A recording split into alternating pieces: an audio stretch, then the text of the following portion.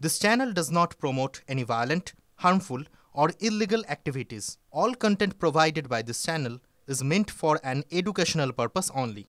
অন্যদিকে প্রদেশ কংগ্রেসের দফতরে তাণ্ডব, ওয়াটগঞ্জে বিজেপি নেতা রাকেশ সিং এর বাড়িতে পুলিশ শান্তিপূর্ণ আন্দোলন করেছেন, পুলিশ খুনের চেষ্টা ধারা দিয়েছে এই অভিযোগ করছেন রাকেশ সিং।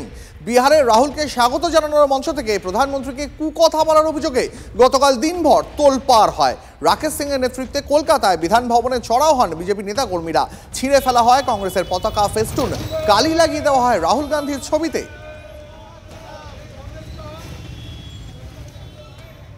मेरे ऊपर में जो जुर्म दिया गया है कि हम अटेम्प्ट टू मर्डर, मतलब धारा 307, ये धारा लगाया गया है।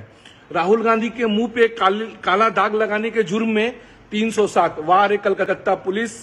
हम लोग लॉयल कार्यकर्ता हैं, ईमानदार कार्यकर्ता हैं, हमको डरने का जरूरत नहीं है। जो डरता है वो हारता है। और इसी तरीके से हमारे जो पदाधिकारी लोग कल से जो कंस्पिरेसी किए हुए हैं कि राकेश सिंह गिरफ्तार हो जाएगा तो राकेश सिंह का राजनीतिक जीवन खत्म हो जाएगा, हमने जो किया ठीक किया। मेरा जो आंदोलन था पूरा शांतिपूर्वक आंदोलन था, और हम जो किए एक अपने प्रधानमंत्री की मां के लिए जो किए, राकेश सिंह उसमें फक्र करता है।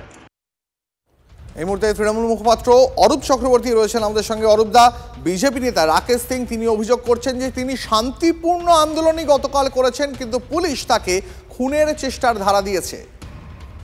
আমার না রাকেশ সিং এর আরেকটা ছবি মনে হচ্ছিল,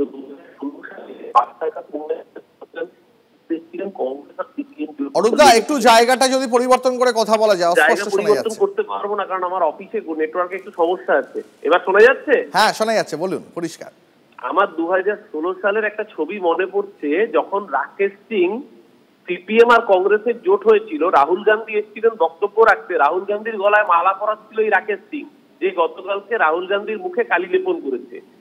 অভিযোগ কি যে নরেন্দ্র মোদীর বিরুদ্ধে নাকি কুকথা বলেছে। আচ্ছা বলুন, রাকেশ সিংকে জিজ্ঞাসা করুন, ওর নেতা Suvendu Adhikari, leader of opposition, যে সেন্ট্রালের লিডার অফ অপোজিশন, রাহুল গান্ধীর সম্পর্কে কদিন আগে যে ভাষা ব্যবহার করেছে, কোট আনকোট, আপনাদের চ্যানেলে সেই ভাষা বলতে পারছি না, ও কি শুভেন্দু অধিকারীর মুখে গিয়ে কালি লেপে এসছে?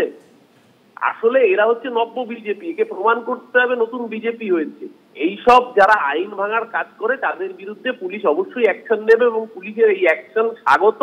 যারা অসভ্যতা করবে মমতা ব্যানার্জির বিরুদ্ধে, যখন শুভেন্দু অধিকারী রোজ কুৎসিত গালিগালাজ করে, কুফা খালা বেগম বলে, ও শুভেন্দু অধিকারীর মুখে আমরা চুনকালি মেখে আসবো না আজকে মুরলীধরনের অফিসে ভাঙচুর করে আসবো? বেশ, আগে তো রাকেশ সিংকে সেই প্রশ্নের উত্তর দিতে হবে। বেশ। পুজোর মুখে উত্তরবঙ্গগামী যাত্রীদের জন্য দুঃসংবাদ, আজ থেকে বাতিল উত্তরবঙ্গের 113টি ট্রেন। মালদা স্টেশনে ইয়ার্ড পুনর্গঠন এবং রেলের ইন্টারলকিং সংক্রান্ত কাজের জন্য বাতিল হচ্ছে একগুচ্ছ ট্রেন।